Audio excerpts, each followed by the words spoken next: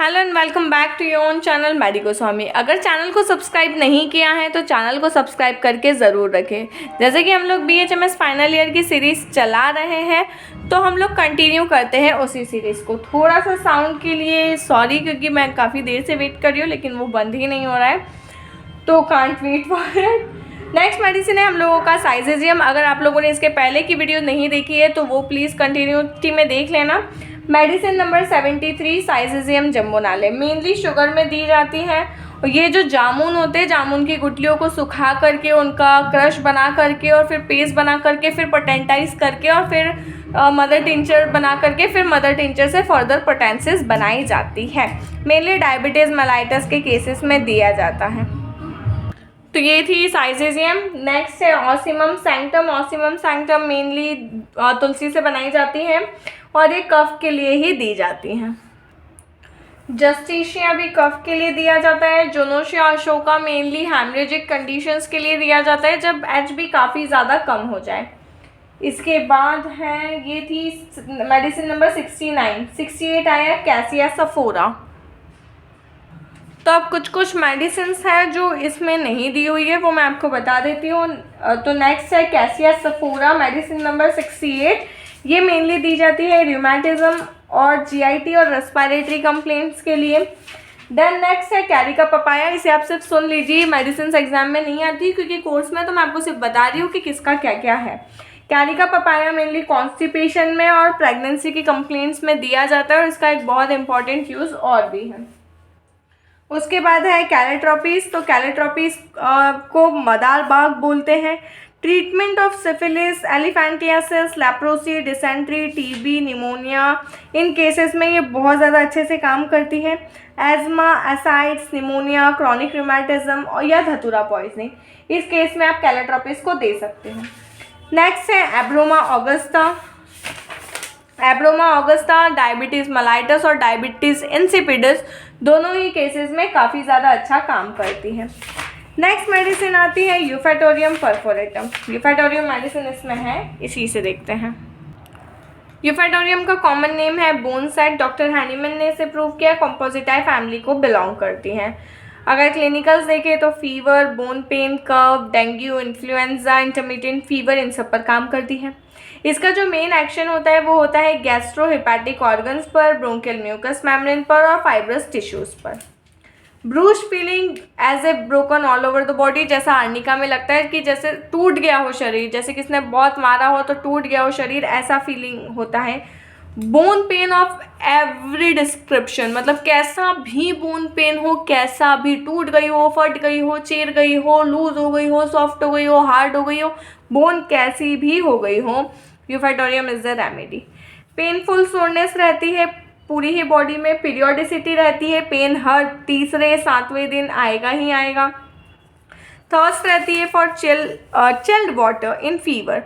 Pen comes quickly and goes quickly. Bilious vomiting रहेगी, vertigo रहेगा और वर्टाइगो में भी सेंसेशन क्या रहेगा कि वो लेफ्ट साइड ही गिरेगा, राइट साइड भी नहीं गिरेगा। ये होती है होम्योपैथिक रेमेडीज़ की विशेषताएँ कि उसको वर्टाइगो में भी लगेगा मैं टूवर्ड्स लेफ्ट ही जाऊँगा। Sweat release all the pain except headache. अगर स्वेटिंग हो जाती है तो सारे के सारे पेन उसके रिलीव हो जाते हैं, लेकिन हेडेक में उसको कोई भी फर्क नहीं पड़ता है। नेक्स्ट मेडिसिन है हम लोगों की सेड्रॉन। सेड्रॉन भी शायद इसमें नहीं दी होगी, मैं आपको बता देती हूँ सेड्रॉन में क्या क्या आता है या किस लिए दी जाती है। मैंने एक तो पहले मुझे लगता था सेड्रॉन को ही होम्योपैथिक में एलोपैथिक मेडिसिन डाल दी गई है नाम से।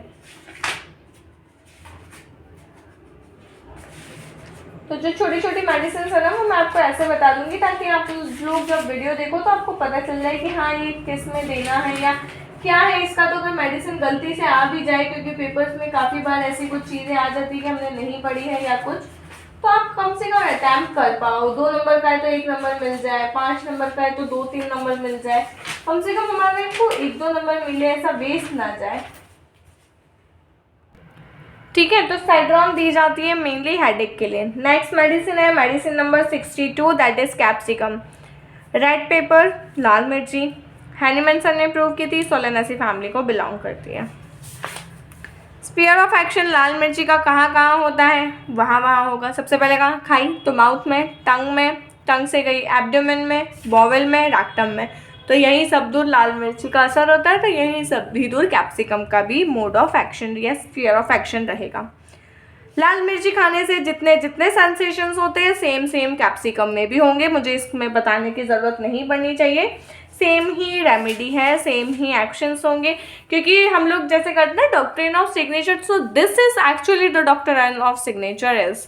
Next medicine is veratrum viride. Green hellebore इसका कॉमन नेम है, डॉक्टर बर्ट ने प्रूव किया है। इसके लिए एक बात कही गई है कि कभी भी फ्रिक्वेंटली रिपीट नहीं करने, कम से कम 15 दिन के पहले तो कभी भी नहीं। जैसे बहुत सारी मेडिसिन होती है, हम लोग फ़र्क नहीं पड़ता है, पेशेंट को कोई न्यू कंप्लेंट होती है तो हमको दूसरी मेडिसिन देनी पड़ती है, वही मेडिसिन का हमें कहना पड़ता है कि आप 1-2 डोज और ले लीजिए। लेकिन वेरेट्रम विरिडी एक ऐसी मेडिसिन है जिसमें स्पेशली कहा गया है कि आपको मेडिसिन को रिपीट नहीं करना है, क्लियर लाइन में कहा गया है, ठीक है। Now apoplexy, asthma, brain affection, इन सारी चीज़ों पर ये बहुत अच्छे से काम करती है। A narrow, well-developed red stick right through the middle of tongue. टंग के बीच में ही एक छोटी सी एक रेड स्टिक मिलेगी और वो इसका कैरेक्टरिस्टिक कीनोट सिम्टम है वेरेट्रम विरिडी का। Sudden onset of all the troubles, जितने भी ट्रबल्स होंगे वो एकदम एक्यूटली, एकदम सडनली, एकदम वायलेंटली होंगे, बिल्कुल बेलाडोना की तरह। इतनी ज़्यादा इंपॉर्टेंट मेडिसिन नहीं है और बहुत रेयरली ही प्रिस्क्राइब की जाती है। नेक्स्ट मेडिसिन है स्पाइजेलिया। स्पाइजेलिया का नाम है पिंक रूट। ऐसी और मेडिसिन है, एक का नाम है ब्लैक रूट। आप कमेंट सेक्शन में उसका नाम लिख के बताइए। आप लोग वीडियोस देखते हो ना, चैनल को सब्सक्राइब करते हो ना, वीडियो को लाइक करते हो ना, पूछे गए क्वेश्चंस का आंसर देते हो। मतलब सीरियसली कभी कभी ऐसा मन करता है कि जैसे स्कूल में टीचर्स डांटते हैं वैसा मैं आप लोगों को डांटूँ कि क्या कर रहे हो, बस सुन रहे हो और ख़त्म। उसके बाद ना रिवाइज कर रहे हो ना पढ़ रहे हो, थोड़ा अटेंटिव रहो। ये लॉगिनेसी फैमिली को बिलोंग करती है, डॉक्टर हैनीमैन ने ही इसको प्रूव किया है। जो इसकी पिंक रूट्स होती है उसी पर इसका नाम दिया गया है, पिंक रूट, जो कॉमन नेम दिया गया है।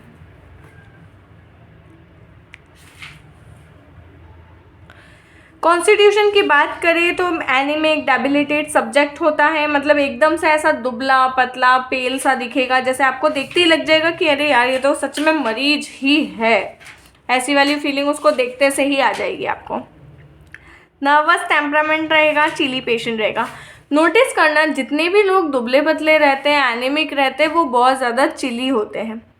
सोरा बैकग्राउंड में रहेगा और र्यूमेटिक डायथीसिस रहेगी। लेफ्ट साइडेड अफेक्शंस रहेंगे। बॉडी जो है वो पेनफुली सेंसिटिव टू टच रहेगी। ओके, ऐसा लगेगा उसको कि उसके कान में सीटियाँ बज रही है, सुर सुर सुर करके ऐसे सीटियाँ बज रही है। पेशेंट आपको आकर के बोलेगा भी। जितने भी पेन्स रहेंगे वो बहुत ज़्यादा शार्प रहेंगे, स्टिचिंग रहेंगे। Afraid to sharp pointed things like pens, needle etcetera. Pin mania एक और रेमेडी में है, कमेंट सेक्शन में बताना कि पिन मैनिया किस रेमेडी में है। वो पिन्स को ढूंढता है और कलेक्ट करके अलग से ही रखता है। सेम स्पाइजेलिया को भी पॉइंटेड ऑब्जेक्ट से बहुत ज़्यादा डर लगता है, वो उनसे दूरी बना करके ही रहता है।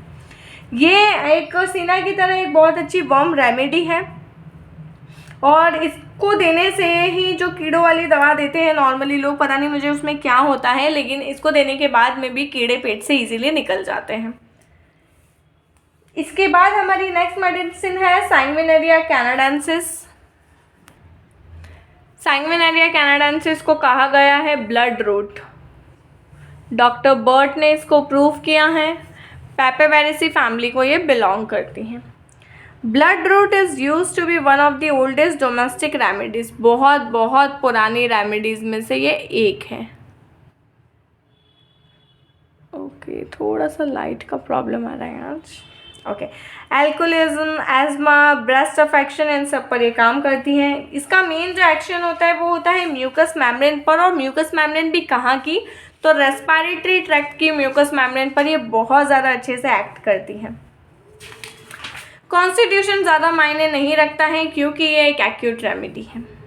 हाईली चिली पेशेंट होता है, राइट साइडेड रेमेडी है। न्यूमोनिया, पल्मोनरी टीबी, ब्रोंकाइटिस और रेस्पिरेटरी ट्रैक्ट की जितनी भी डिसीज़ है, what ever be the name of disease, Sanguineria canadensis will work on it. Periodic sick headache रहेगा, सनलाइट में जाने से हेडेक रहेगा। सुबह से सर दर्द शुरू हो जाएगा तो शाम तक चलता ही रहेगा और सिर्फ सोने से ही आराम लगेगा। हेडेक शुरू कहाँ से होता है? पीछे से शुरू होगा, आगे तक आएगा और राइट आई में आकर के सेटल हो जाएगा। सेम हेडेक होता है साइलेशिया में भी, और अगर लेफ्ट आई पर सेटल होता है तो वो हेडेक होता है स्पाइजेलिया का। अगर पीरियड्स जाने के बाद में ऐसी समस्या होने लगी है तो भी हम लोग सैंग्विनेरिया के बारे में सोच सकते हैं। हर 7वें दिन अगर हेडेक हो रहा है तो भी हम लोग सैंग्विनेरिया के बारे में सोच सकते हैं। तो ये थी हम लोगों की आज के वीडियो की लास्ट मेडिसिन, सैंग्विनेरिया। आई होप आप लोग पढ़ रहे हो और बहुत अच्छे से चीज़ों को कर रहे हो, क्योंकि एग्ज़ाम्स बहुत ज़्यादा पास में है। सैंग्विनेरिया थी मेडिसिन नंबर 59। तो हम लोगों नेक्स्ट वीडियो में डिस्कस करेंगे मेडिसिन नंबर 58 मेलिफोलियम से। Thank you for watching the video, और प्लीज़ चैनल को सब्सक्राइब करना है, वीडियो को लाइक करना है, और जो भी क्वेश्चन पूछे जाए ना कमेंट सेक्शन में जा कर के जवाब देना है। आप लोग पढ़ रहे हो, मुझे पता कैसे चलेगा, तो इतना सा काम करना है।